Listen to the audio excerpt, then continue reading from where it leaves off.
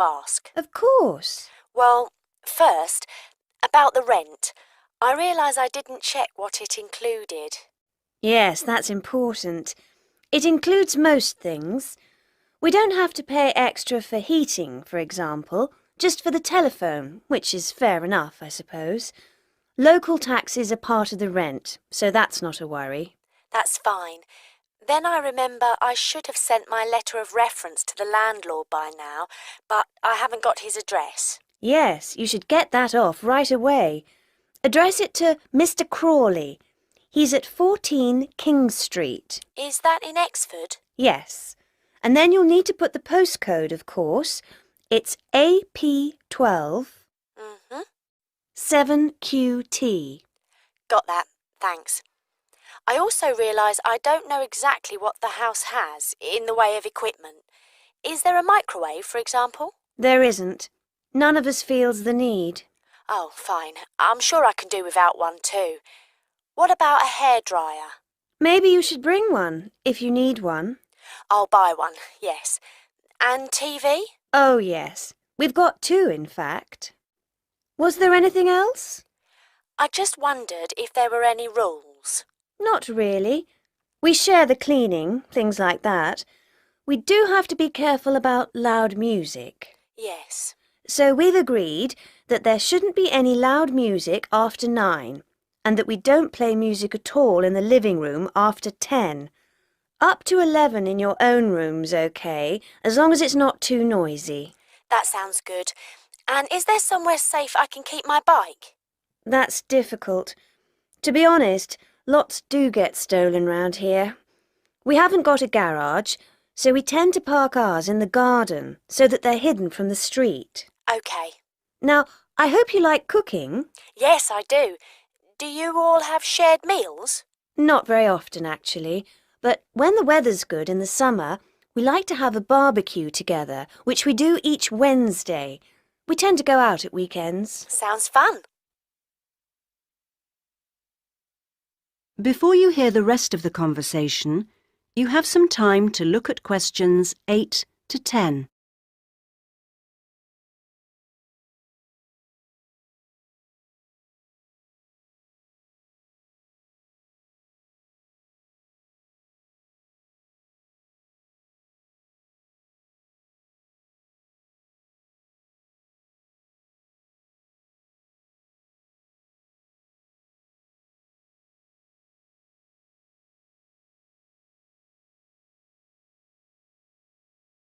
Now listen and answer questions 8 to 10. Are you familiar with this area? A bit. Actually, there are a few things that I'd like to know the location of. A bank, for example. Yes, there's one quite close. You just go up to the junction near the house, the one where 4 roads meet, and go straight ahead and then take the second left. It's a little way down there on the left-hand side. That's convenient. Another thing is that I'd like to check my emails quite often. I was wondering how far away an internet cafe was. Well, there are a couple, actually, but one's much cheaper than the other. The one I use is very handy. You just go up to the big junction and then, well, I go straight ahead and then turn right so that it's on the right-hand side. Fine. And one last thing. Uh-huh. I need to go to the post office quite often. I'm hoping there's one quite close to the house. You're in luck. You'd walk up to the big junction and then, if you want a nice route, take the street that's slightly to the right. Then you'd want the second left and you'd find it on the right side of the street. Well, it all sounds great. So, we'll see you in a couple of days' time? Yes. OK. Bye. Bye. That is the end of part 1. You now have half a minute to check your answers.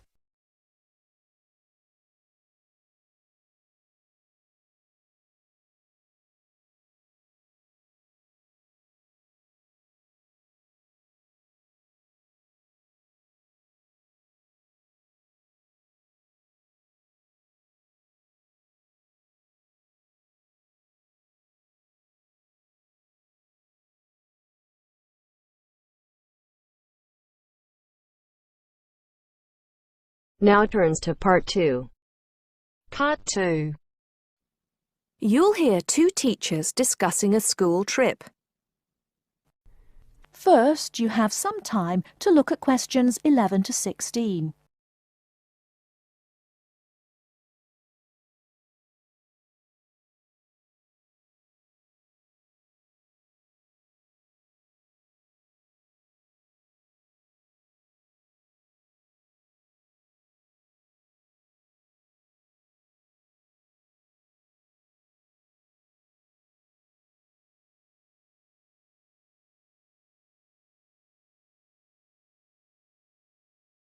Now, listen carefully and answer questions 11 to 16.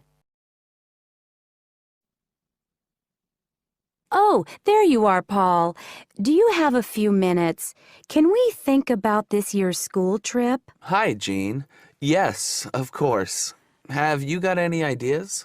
I've been looking through some information and I've brought a few leaflets with me. Here you are. Okay, thanks. Just remind me when the trip is. Next Friday. We'll be leaving at 9 and be back here at around 4, so we've probably got time to visit a couple of places. Let's see. What leaflet have you got there? Central Gardens. Looks like a nice place. It's open from 9 until 6, so we could go there anytime we wanted, really. What about there in the morning and then somewhere else in the afternoon? Farmers Market would be an option first as well, at least until they close at 1. Or we could try Grey Castle. That should be possible in the morning or in the afternoon. Oh, hang on. That's at the weekend. The last admission is at noon on weekdays. Greenhall says the same thing. Queen's Park opens at 8, so we could go there first. Or, according to these times, we could go there on the way back to school, because they don't close the gates until sunset during the week. Okay, that gives us a few options. We went to Queen's Park a couple of years ago, didn't we? I seem to remember that the pupils really enjoyed it. It'd be nice to go somewhere new as well. I've seen groups from other schools going around Grey Castle. So have I. But then again, maybe we should play it safe and go to Green Hall. At least we've got experience of taking classes round there. Farmers Market is popular with other schools, though, so it must be interesting. It'd be good to go somewhere where someone can show the pupils around, explain things to them. I've been on a tour around the castle, and they do a really good job. I think they have guides at the hall, too, don't they? It says here that they used to, but don't anymore. You can get shown round Central Gardens, though. I think we'd have to do any explaining if we took the pupils to the market or the park. That wouldn't be a problem, though. No, and at least those two would be free, wouldn't they? I think all the others charge, and we'd have to get the parents to pay some money.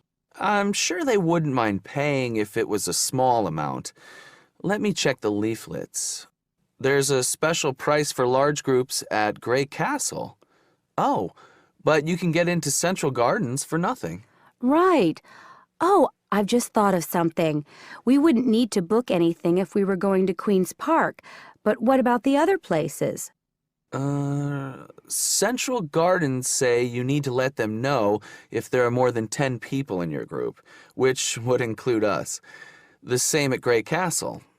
Farmers Market says you can just turn up, and so does Green Hall. Right. Well, I suggest we take the pupils to Grey Castle for a tour in the morning. How does that sound? Yes, sounds good. We should contact them to book it as soon as possible. In the afternoon, we can do something a bit more relaxed at the park, and we'll have to think about going to Green Hall another year. Shame Farmers Market isn't open, but we can't change the day. So that's a decision then. Now, let's think about what we're going to get the pupils to do. It's a school trip, after all, and we should give them some work to do. Before you hear the rest of the talk, you have some time to look at questions 17 to 20.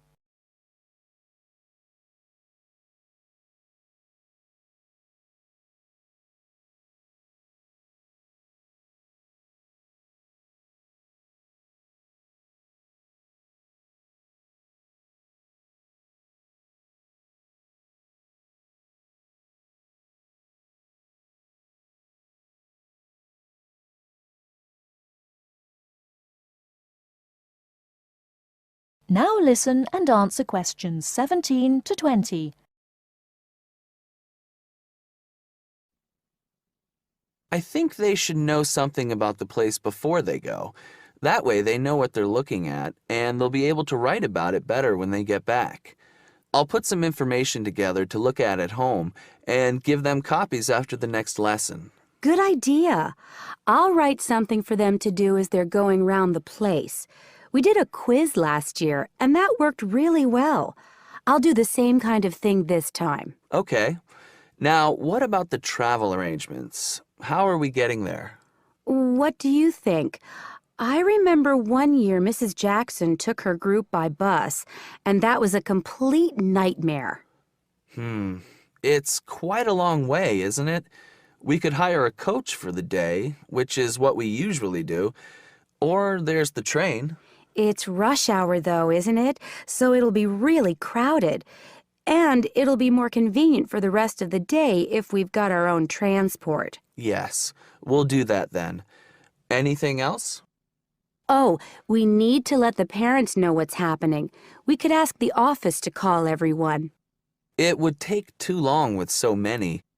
I know when we send a letter home, there are always a few pupils who lose it, but not all the parents have email yet, so I don't think we have any choice, really. I'll write something and take it to the school office this afternoon. Right. I'll go and tell the pupils the good news.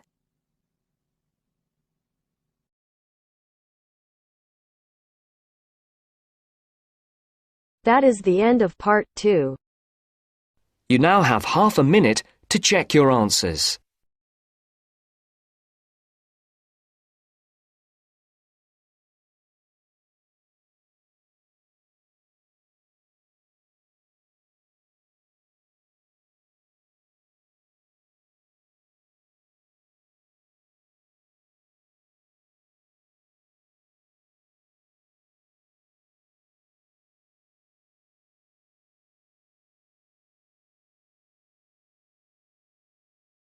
Now turns to part 3. Part 3. You will hear a discussion between a student, Aldo, and his supervisor, Dr. Hurst, about his research assignment. First, you have some time to look at questions 21 to 23.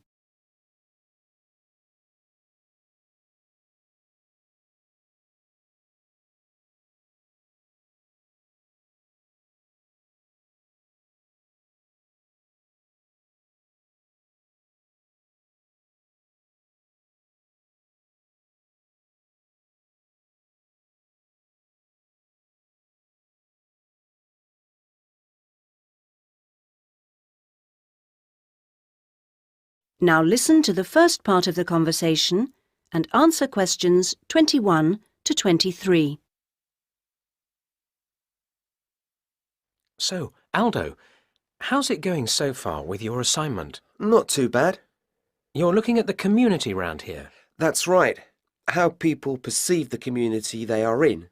Have you made much progress? I conducted quite a lot of interviews on the street with local residents. Their responses are interesting. I haven't got quite as many yet as I'd like. I had wondered if I'd have language problems, particularly with the different accents. I seem to have managed, though.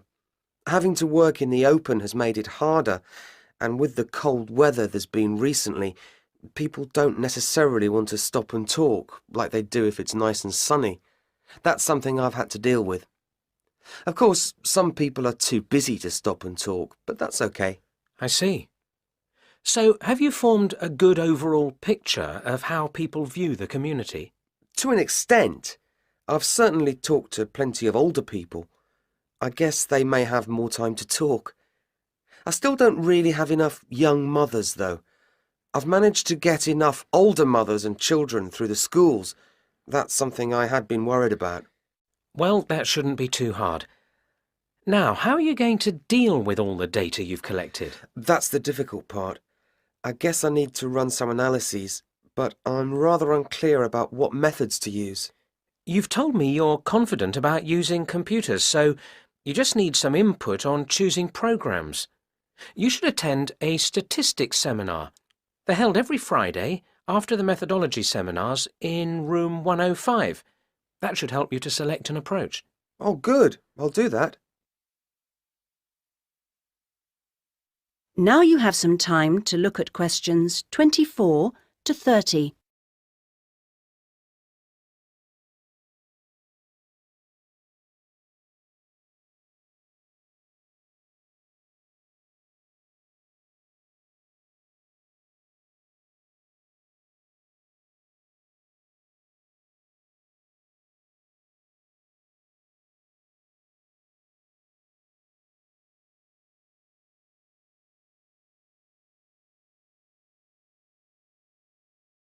Meanwhile, let's hear something about what you've learned. Yes, I talked to a number of residents. Good. I imagine they didn't always have the same opinions. Views were certainly quite mixed. Take sports facilities. In general, people seemed to think they weren't very good. There's no swimming pool in the area, for example. But at the same time, there's a new football training area. It looks very smart to me, but it doesn't seem to get used very much. People seem to prefer sitting around in the parks. They enjoy that, taking picnics and so on. Although they want the council to be more efficient at cleaning, there's a lot of litter. People are obviously very concerned about their children's learning. The general view seems to be that early schooling at primary level is of a good standard in the area, but that this standard declines as children move up through the system. The colleges were criticised in particular. OK. Now, are you going to collect any more data? Some, I hope. There's a local festival next week, and I think the events there will give me some useful opportunities. I talked to a council officer about it all. Good. What does it involve? First, there's a dance show, which I'm sure I'll enjoy. The council explained that the concert hall's being renovated and won't be ready in time, so it's being held in the main square, which I think will be better anyway. At least I'll have more space to wander around in. True. And so I hope to be able to carefully watch the age groups that are there in the audience and make notes about how they interact.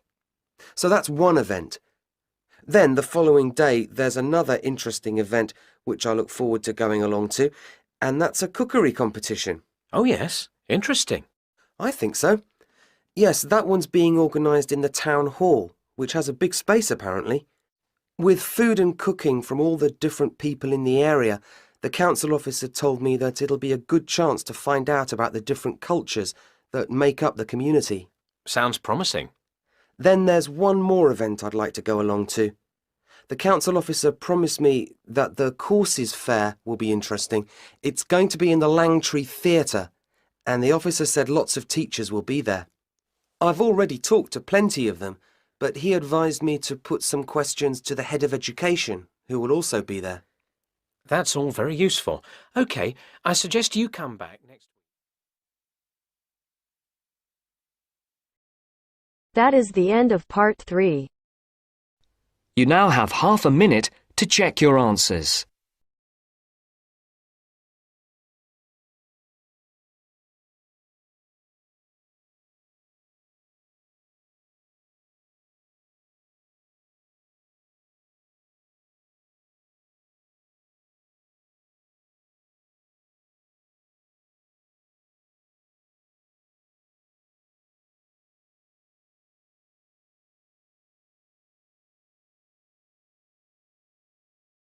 Now turns to part 4. Part 4. You will hear a historian giving a presentation about techniques to identify the origin of handwritten books from the Middle Ages.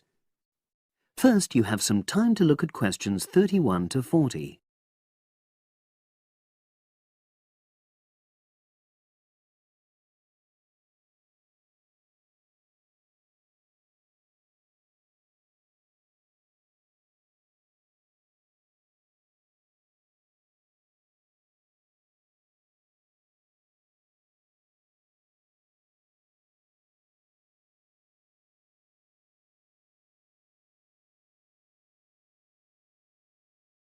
Now listen and answer questions 31 to 40.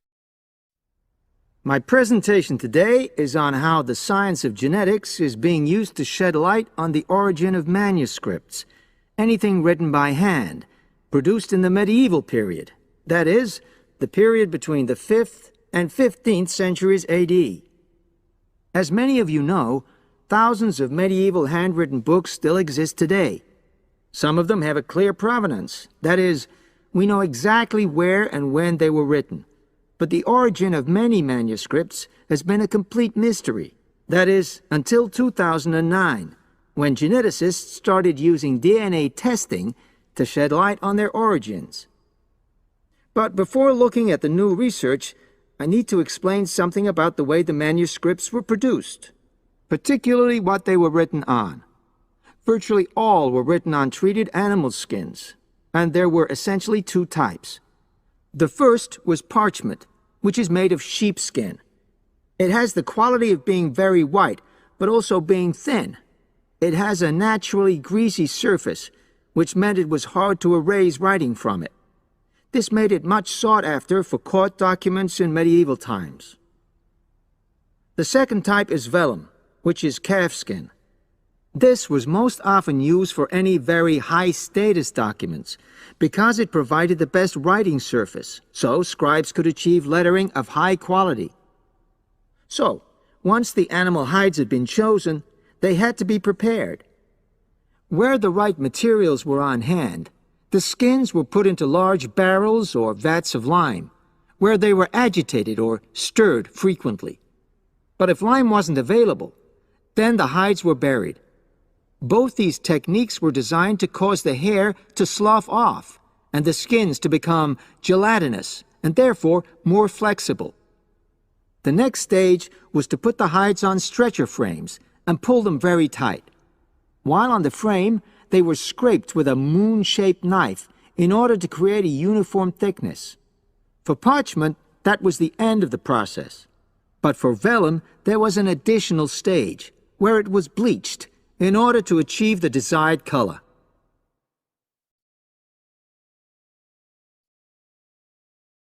So, what does all this preparation mean for the quest to identify the origins of mystery manuscripts? Well, until recently, the only way historians and other academics were able to guess at origins was either through the analysis of the handwriting style or from the dialect in which the piece was written. But these techniques have proven unreliable for a number of reasons.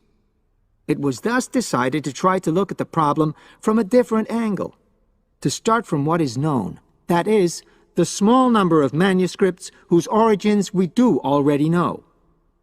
Because these parchments and vellum are both made from animal hides, it was possible to subject them to DNA testing and to identify the genetic markers for the date and location of production. From this was created what is known as a baseline. The next stage was to test the mystery manuscripts, finding their DNA characteristics, and then making comparisons between the known and the mystery scripts. Genetic similarities and differences enabled the scientists to gain more information about the origins of the many manuscripts we had known virtually nothing about up to that point. Now you might ask, what are the potential uses of this new information? Well, obviously, it can shed light on the origin of individual books and manuscripts. But that's not all. It can also shed light on the evolution of the whole of the manuscript production industry in medieval times. And because that was such a thriving business, involving very large-scale movements right across the globe, the new data in turn help historians establish which trade routes were in operation during the whole millennium. Now, if anyone has any questions... That is the end of part 4. You now have half a minute to check your answers.